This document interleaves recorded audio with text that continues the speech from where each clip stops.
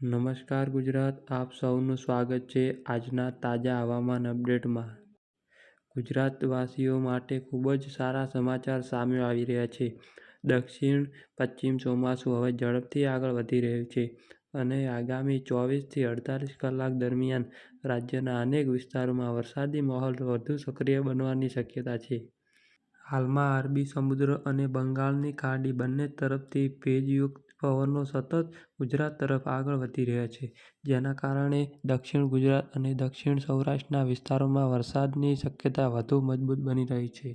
તો મિત્રો, 18 થી 20 તારીખ દરમિયાન રાજ્યના અનેક વિસ્તારોમાં વરસાદી માહોલ નોંધાયો હતો। હવે 22 થી 26 તારીખ વચ્ચે વરસાદનો બીજો મહત્વનો રાઉન્ડ શરૂ થવાની સંભાવના છે। આ સમયગાળા દરમિયાન અનેક જિલ્લાઓમાં મધ્યમથી ભારે વરસાદ જોવા મળી શકે છે। હવામાન નકશાઓ મુજબ સૌથી પહેલા દક્ષિણ ગુજરાતના જિલ્લાઓ જેમ કે વલસાડ, નવસારી, વાપી, ડાંગ, આહવા અને સાપુતારા વિસ્તારમાં વરસાદી પ્રવૃત્તિઓ વધશે। ત્યારબાદ સુરત, ભરૂચ, નર્મદા અને વડોદરા તરફ વરસાદનો માહોલ વિસ્તારમાં જે વધુ પડતો વરસાદ જોવા મળશે।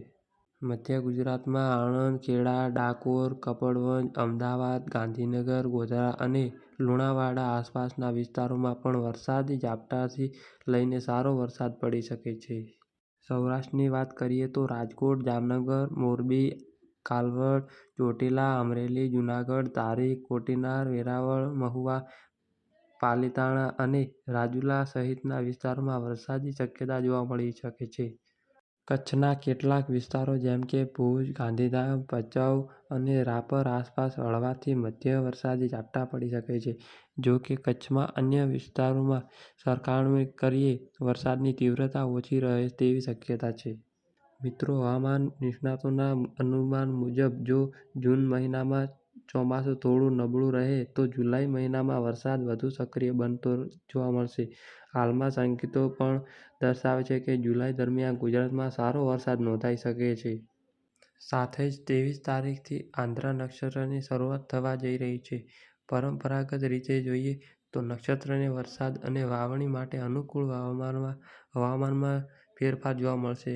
જેમ કે ખેડૂતો માટે સારા સમાચાર કહીએ તો જે સારો વરસાદ થશે તે અનેક વિસ્તારોમાં ફાયદો થશે અને વાવણી પણ સારી થશે। તે માટે ખેડૂતોને રાહ જોવાની હવે કોઈ વાત નથી। જેમ કે હવે વરસાદી વાતાવરણ આપણને જે અલગ અલગ પ્રમાણમાં જોવા મળી શકે છે।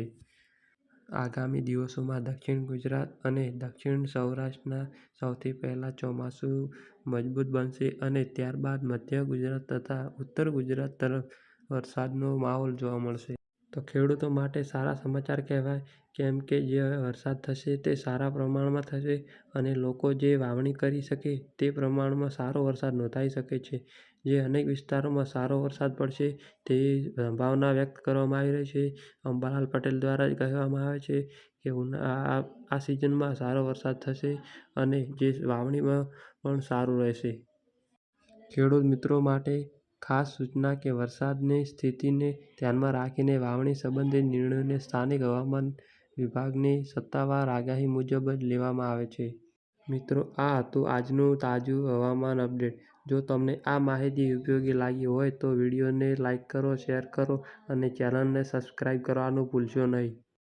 તમારા વિસ્તારમાં વરસાદની સ્થિતિ કેવી છે અને તે કમેન્ટમાં જરૂરથી જણાવજો। જય હિન્દ, જય ભારત।